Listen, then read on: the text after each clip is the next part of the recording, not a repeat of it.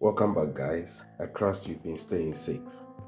I've done several true crime stories, but today's true crime story had me shook when I went through the biography of this serial killer.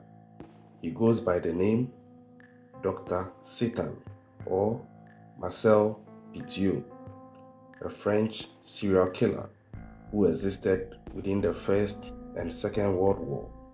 He would double as a doctor, also as a soldier, at a point even becoming a mayor, and also a mental patient and an owner of a hospital, all in one lifetime. And in all this, he would leave a trail of dead bodies and cleverly eluding the courts, the criminal justice system, the security officers, and at a point, even being appointed as chief investigator, tasked with the duty of finding himself as a serial killer. Are you confused? Don't be confused. You get it after watching the full video. If you are ready for this ride, buckle up and let's go. Born on the 17th of January 1987, Marcel Pitou, at that very young age, quickly caught the attention of his school authorities due to his tendency for violence and inappropriate sexual behavior. At a point, Pitou fired his father's gun in class and propositioned a fellow student for sex at the age of 11 years. So right there and then you see things manifesting. As a teenager, Pitou had begun his criminal activity in earnest and found himself charged with theft and damage to public property after he robbed a postbox at the age of 17 years.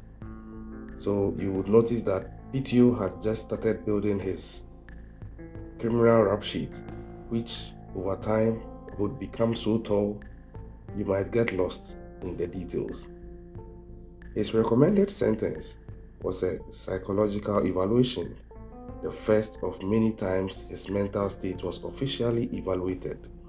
This time, as with his subsequent or previous evaluations, the psychiatrist found him to be suffering from a form of mental illness and the charges against him were dropped. So literally, he got away scot-free with his crimes because of insanity, or the plea of insanity, seemingly. However, despite his diagnosis, Pitou was drafted into the French army to serve during World War I, and after being wounded at the front in the spring of 1917, Marcel Pitou was again assessed to be mentally ill and sent for treatment. While in care, he was again arrested for theft, this time stealing of army blankets.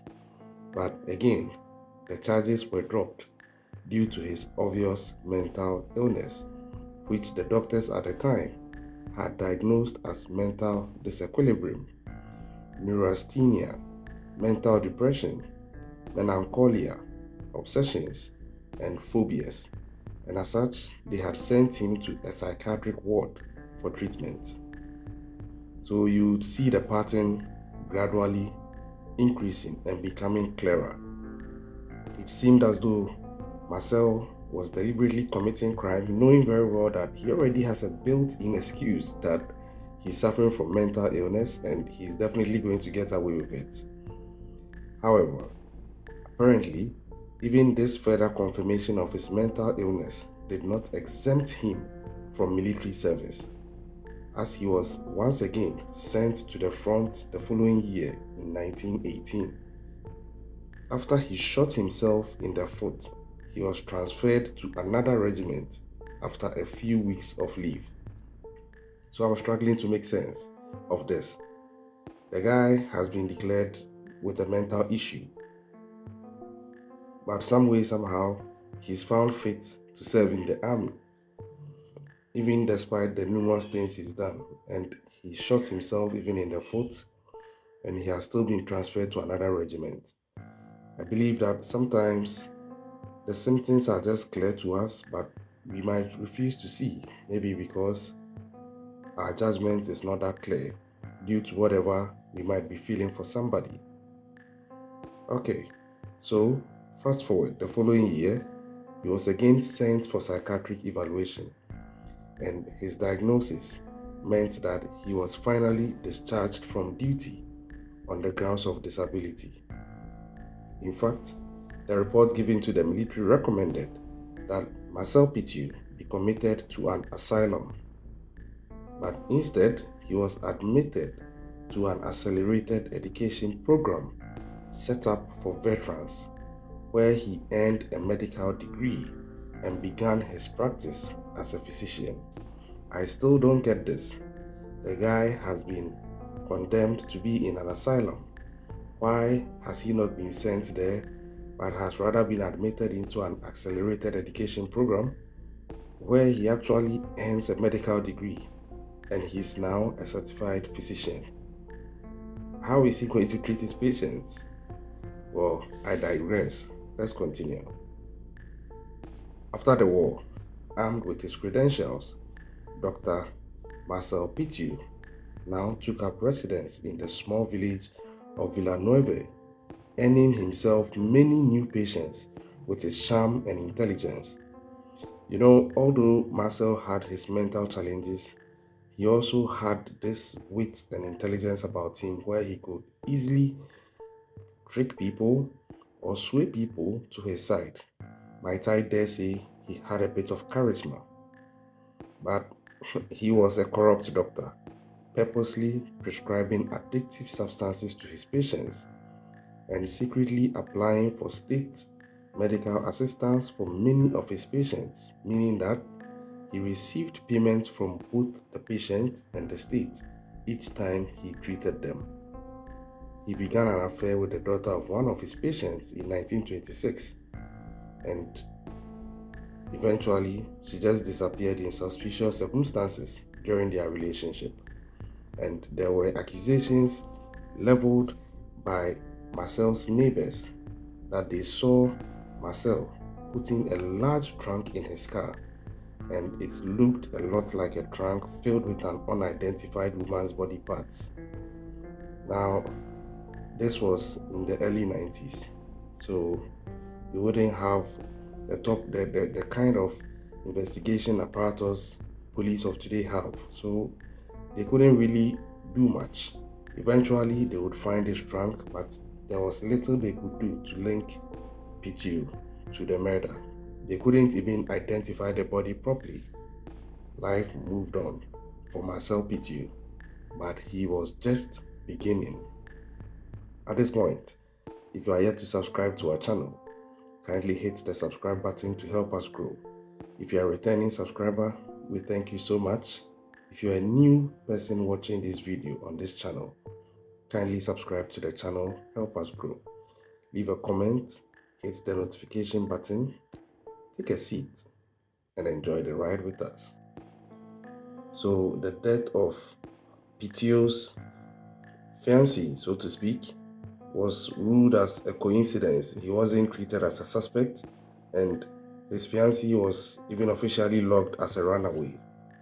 And the case was closed. He moved on, and it seemed like he had gotten away with it. In fact, he had actually gotten away with it. But despite this recent scandal that actually tied him to a murder, Marcel Pitu managed to win the mayorship of Villanueva. And this should show you how charming this guy is. He was able to charm his way into and out of everything, seemingly. And in 1927, he married Georgette Labliers, and they had a son the following year. His tendency as mayor was fraught with scandal. For starters, he was accused of stealing everything from taxpayer money to cans of oil from the railway depot. The latter saw him head to court once again, where he was fined and sentenced to 3 months in prison. But then, guess what? The sentence was overturned during his appeal. His suspension from the office of mayor lasted 4 months, and only after several more years of complaints and accusations of theft was he officially removed from the office in 1931. So, somebody who has been tied to a murder of his former fiancée was left to go, was not treated as a suspect, and became mayor of that town shortly afterwards. And although as a mayor he was committing crimes and all, he managed to still stay in office for 4 years. At a point, I'm wondering, is it that this was happening in the early 90s and maybe we are not doing justice if we expect certain standards of them as we see today? Because it looks like Marcel Pitiu was getting away with a lot. Honestly, I think there were red flags all around this guy, but the system back then was just not sufficient to pick these red flags up. Now, just over a month after he was removed as mayor of Villeneuve, he won a seat on the General Council for the Yoni district, and he is the youngest man to ever sit in that office. And you don't even want to know how he won that seat. During his time on the council, he was charged with the theft of electric power from Villeneuve. He was fined and lost his seat on the council, after which he then moved to Paris because he realized that no, his reputation had been soiled so much he needed a place to start afresh. So in 1933, Marcel, who had now settled in Paris, set about growing his medical practice. He built a very successful medical practice, and by all outward appearances, he seemed like a doctor with an impeccable reputation. He actually would go around and trumpet his credentials, most of which were fake, to people that he's the best doctor around, and because he's so young, he knows how to handle patients better than the seemingly old people who are just giving straightforward care without paying attention to the empathy side of the medical service. However, rumors persisted that he was again prescribing to addicts and also that he performed illegal abortions. So you see this trend with Marcel Pitiu that anywhere he goes, whatever he does, there's crime involved. It's as if he can't help it. And all this time, he's building his reputation to eventually get known as Dr. Satan. Keep count, he has already killed one woman, his former girlfriend. Going on. Plus, he couldn't keep his kleptomania under control. He was again arrested for theft and assault of a police officer and was again acquitted because of insanity. But my question is, if he is getting off easy when he commits crimes because he's deemed insane, why then is he allowed to practice if he's insane? If he's not sane enough to be prosecuted for his offenses, why then was he ever considered sane enough to administer medical care on other human beings? It just doesn't make sense to me. He spent a few months in a sanitarium, but was once again released despite the doctor's doubts as to his sanity. In the following years, Marcel repeatedly committed tax fraud and once again charged and fined for his crimes. By the time Germany invaded France in 1939, Marcel Pitiu had a pretty hefty criminal record and a laundry list of psychiatric diagnoses. So his rap sheet was just so long you'd get lost in the details. But he was still evolving. Now, when the Germans settled in France, Mr. Pitiu, or out of respect, Dr. Pitiu, established himself as a member of the resistance, but doubts remained as to how actively he was involved. He first began providing false medical records for French citizens who were forced into German labor camps and treating the sick workers who returned. And then at a point he found himself charged and convicted of overprescribing narcotics in 1942.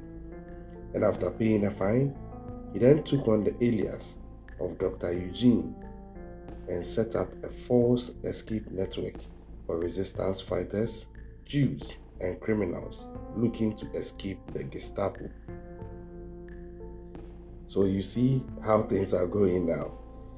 He is evolving and he has realized the need to create an alias. And it looks like this guy was ahead of his time, because the ingenuity with which he goes by the things that he does, the crimes he performs, you would notice that this guy is really calculated, and he seems to have read the people around him so much so he knows how to manipulate them. So he now set up an alias called Eugene, and he set up a false escape network for resistance fighters, Jews, and criminals looking to escape the Gestapo.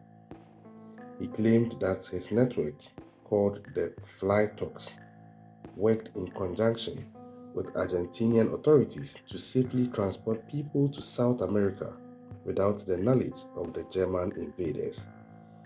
Now, this would have been cool. It would have been good news to people trying to flee from the Germans, because there was actually a war going on.